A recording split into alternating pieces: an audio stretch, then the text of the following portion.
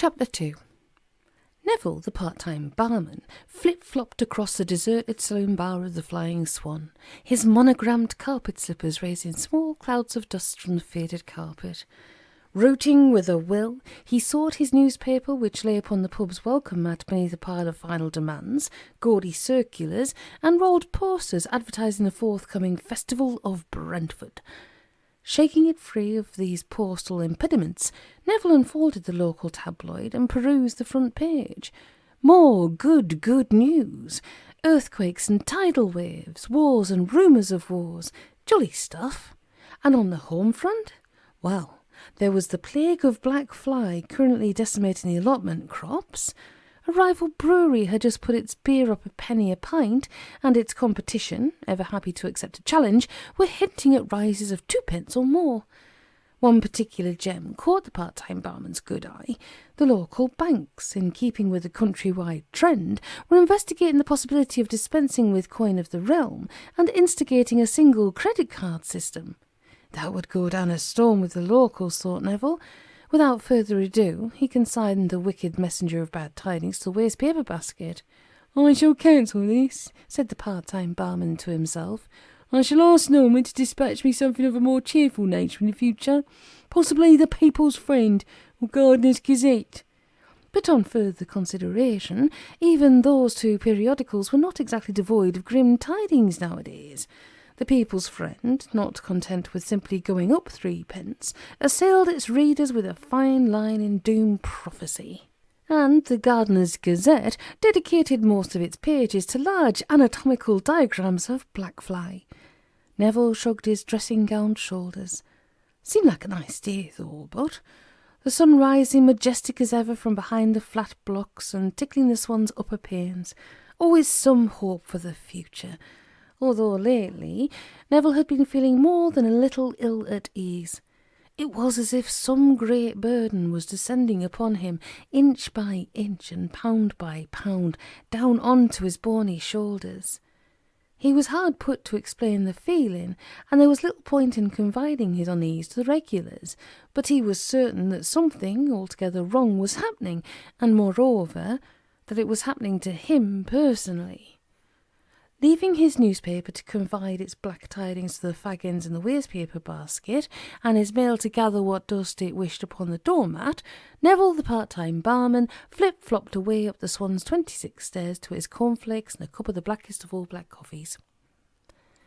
In another part of Brentford, other things were stirring this shrove Tuesday morning, and what those other things were, and what they would later become, were matters which would, in their turn, weigh very heavily indeed upon certain part-time barmen's shoulders.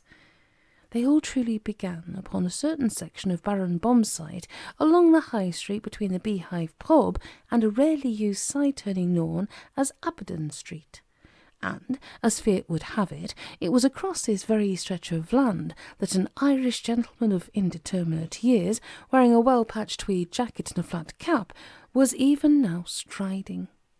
He was whistling brightly, and as it was his wont to do, leading by the perished rubber grip of a pitted handlebar an elderly sit-up-and-beg bike. This was one John Vincent Omally, and his rattling companion, labouring bravely along, although devoid of front mudguard and rear brake, and sorely in need of the healing balm offered by Norman's oil can, was none other than that Prince of Peddledom, Marchant, the Wonderbike. Over the rugged strip of land came these two heroic figures, the morning sun tinting their features, treading a well-worn shortcut of their own making. Omally whistling a jaunty tune from the land of his fathers, and Marchant offering what accompaniment he could with the occasional bout of melodic bell-ringing. God was as ever in O'Malley's heaven, and all seemed very much all right with the world. As they came a-striding, a-whistling, and a-ringing, small birdies fluttered down onto the crumbling, ivy-hung brickwork of the surrounding walls to join them in a roundy chorus. Beads of dew swung upon dandelion stems, and fat-bellied garden spiders fiddled with their diamond-hung webs. It certainly wasn't a bad old life, if you had the know of it, and Omally was a man whom it could reasonably be said had that very know. The lad gave a little skip and doffed his hat to the day. Without warning, his foot suddenly struck a half-buried object which had certainly not existed upon his previous day's journeyings. To the accompaniment of a great godless oath, which momentarily blocked out the sunlight and raised the twittering birdies into startled confusion, the great man of air plunged suddenly towards the planet of his birth, bringing with him his bicycle and tumbling into a painful, untidy, and quite undignified heap. "By the blood of the saints!" swore Omally, attempting to rise, but discovering to his horror that Marchant now held him in something resembling an Indian deathlock. "In the name of all the holies!" The tangled bike did what it could to get a grip of itself, and spun its back wheel, chewing up several of O'Malley's most highly prized fingers. "You stupid beast!" screamed himself, lashing out with an oversized hobnail boot. "Have a care, will you?" The bike, having long years of acquaintanceship with his master to its credit, considered that this might be the time to keep the now legendary low profile. Amidst much cursing and a great deal of needless profanity, Omally struggled painfully to his feet and sought the cause of his downfall. Almost at once he spied out the villain, a nubble of polished metal protruding from the dusty path. John was not slow in levelling his size 9 boot at it. He was somewhere between mid-swing and full swing when a mental image of a bygone relative swam into his mind. He had performed a similar action upon a half-buried obstruction during the time of the Blitz. The loud report and singular lack of mortal remains paid a posthumous tribute to his lack of forethought. Danger! Unexploded bombs screamed a siren in O'Malley's brain. John lowered his size 9 terror weapon gently to the deck and stooped gingerly towards the earth to examine the object. To his amazement, he found himself staring at the proverbial thing of beauty, a mushroom of highly polished brass surmounted by an enamel crown.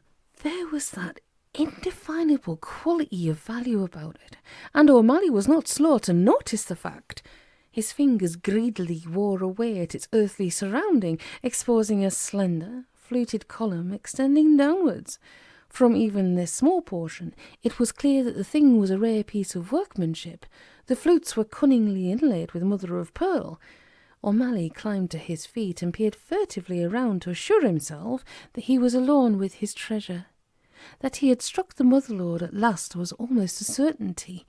There was nothing of the Doodlebug or Mark 17 blockbuster about this boy, but very much of the antique bedstead of the Victoria and Albert persuasion. John rubbed his hands together and chuckled. What was it his old da had once said? A dead bird never falls out of the nest. That was it.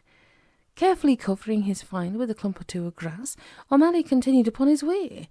The birdies had flown, the spiders had it away on their 8-1s, but before Omally reached his secret exit in the planked fencing, he was whistling once more, and Marchant was doing his level best to keep up with the increasingly more sprightly tune.